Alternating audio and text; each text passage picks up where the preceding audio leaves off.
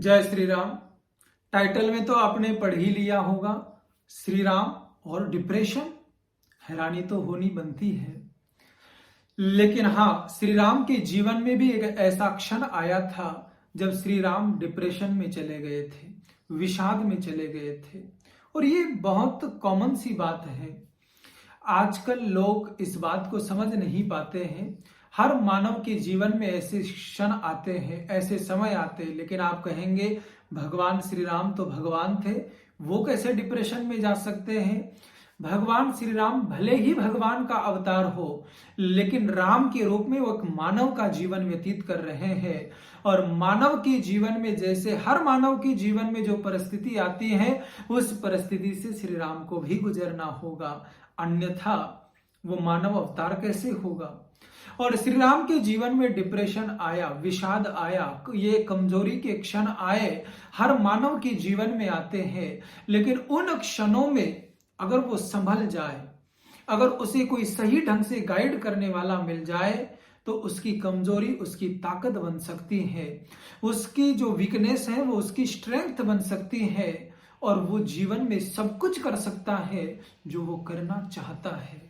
Mental health को समझना बहुत जरूरी है, मेंटल हेल्थ पर काम करना बहुत आवश्यक है। आइए पहले आपको भगवान श्री राम की उस कहानी की ओर ले चलता हूं कि जिसमें आपको पता चलेगा कि कैसे भगवान डिप्रेशन में गए और कैसे डिप्रेशन से बाहर आए, और उससे कुछ प्रेरणाएं हम लेंगे, कुछ शिक्षाएं हम लेंगे। अपने जीवन के 15वें वर्ष में जब वे गुरुकुल से लौटे, अपने भाइयों के साथ अध्ययन पूरा करके 10-11 वर्षों का समय उन्होंने गुरुकुल में व्यतीत किया, अध्ययन किया, स्टडी की, पढ़ाई की।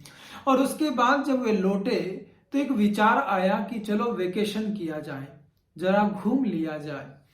और वेकेशन प्लान हुआ तो आज की तरह वेकेशन का मतलब ये नहीं होता था कि थाईलैंड जाना है, मालदीव जाना है या सिंगापुर जाना है। उस समय में घूमने का मतलब होता था कि तीर्थ स्थलों की यात्रा की जाए, देवी स्थलों के दर्शन किए जाए। वेकेशन प्लान हुआ, चल पड़ा। आजकल जो वेकेशन होते हैं वो होते हैं 2 नाइट 3 डेज, और इस तरह से छोटे छोटे पैकेज होते हैं। कोई 3 दिन के लिए, कोई 5 दिन के लिए, कोई हफ्ते भर के लिए घूमने चला जाता है। लेकिन उस समय इतनी सुविधाएं नहीं थी, तो उस समय वेकेशन लंबे हुआ करते थे।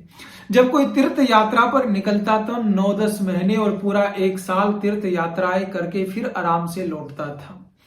और निकल गए, और इन्होंने भी कैलाश, मानसरोवर, भारत, तिब्बत, बांग्लादेश, जितने तीर्थ स्थल हैं सबकी यात्राएं करी, और सबकी यात्राएं करके लौट आए। यात्रा करके लौट तो आए, लेकिन इस दरमियान श्री राम ने जो दुनिया को देखा, जगत को देखा, आसपास की परिस्थितियों को देखा, अमीर गरीब के भेदभाव को देखा, लोगों के दुखों को देखा, पीड़ा को देखा, तकलीफों को देखा, तो वो अंदर ही अंदर जूझने लगे। उनके भीतर हजारों सवाल उठने लगे कि वाई एम आई हियर, मैं यहां क्यों हूं, मेरे आने का उद्देश्य क्या है, मैं इस मानव जीवन में क्यों हूं। और ऐसे हजारों सवाल उनके भीतर उठने लगे। लोगों के जीवन को देखकर वो देखते ही रह गए कि ये क्या जीवन है, क्या चल रहा है, चारों तरफ क्या हो रहा है। हिंसा, असमानता और भेदभाव, इन सब चीजों को देखकर उनके भीतर हजारों हजारों प्रश्न उठने लगे। और जिस दिन आपके भीतर भी ऐसे प्रश्न उठने लगे ना कि मेरे जीवन का उद्देश्य क्या है, मेरे जीवन का लक्ष्य क्या है, तो समझ लेना कि आप सही राह पर है। और जब तक जीवन को उद्देश्य ना मिले, जीवन को लक्ष्य ना मिले, तब तक जीवन का कोई अर्थ नहीं रह जाता, जीवन का कोई मतलब नहीं रह जाता। जीवन का उद्देश्य होना बहुत जरूरी है कि आप जिंदगी में करना क्या चाहते हैं। और जिस दिन आपके भीतर ये भीतर से आवाज उठी, भीतर से आवाज आई कि वाई एम आई हियर, मैं यहां क्यों हूं, मेरे आने का उद्देश्य क्या है, मुझे करना क्या है, तो समझ लेना कि आप एक इतिहास रचने की ओर है। क्योंकि जिस दिन इस सवाल का जवाब मिल जाएगा, आपका जीवन उस लक्ष्य को समर्पित हो जाएगा।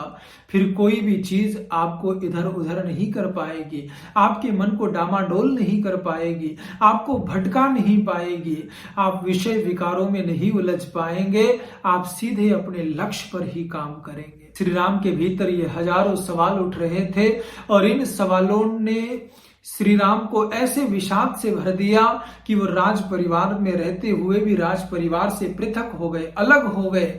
न किसी राजकाज में उनकी रुचि, न किसी व्यवहार में उनकी रुचि, न परिवार के साथ किसी तरह से मिलना उठना बैठना, बस अकेले में खोए रहते, विचारों में डूबे रहते। उनकी इस मानसिक परिस्थिति से राज परिवार बहुत अचरज में था। दशरथ भी स्वयं परेशान थे और इसी दरमियान विश्वामित्र का आना होता है राज दरबार में। राज दरबार में विश्वामित्र का आना हुआ। वो राजा दशरथ को प्रणाम करते हैं और राजा दशरथ से कहते हैं कि राजन, मैं आपसे कुछ मांगने आया हूं। राजा दशरथ तो वैसे ही वचन देने में दिलेर, कोई मांग ले वो लुटाने को तैयार होते थे। तो राजा दशरथ ने कहा कि ऋषिवर आज्ञा करे, आपने मांगा मतलब समझो आपको दे दिया, आपको मिल गया। तो विश्वामित्र ने कहा कि मैं आपसे श्री राम और लक्ष्मण को मांगने आया हूं। राजा दशरथ थोड़े से परेशान हो गए।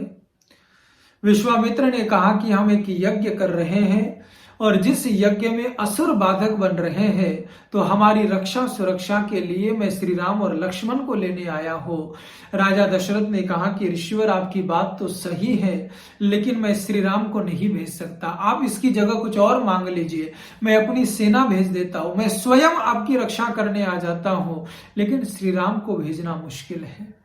विश्वामित्र ने कहा कि आपने तो कहा था जो आप मांगेंगे वो मैं दूंगा, तो फिर इनकार कैसे कर रहे हैं?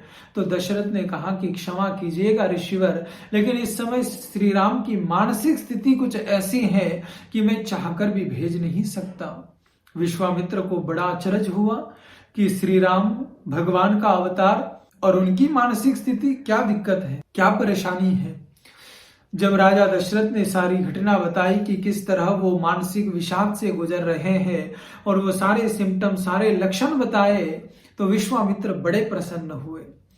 विश्वामित्र ने वशिष्ठ को, जो उसी राज दरबार में बैठे थे, उन्हें कहा कि वशिष्ठ, समय आ गया है कि अब तुम श्री राम को बोध दो, भगवान को बोध दो, भगवान को उनके इस धरती पर आने का उद्देश्य बताओ।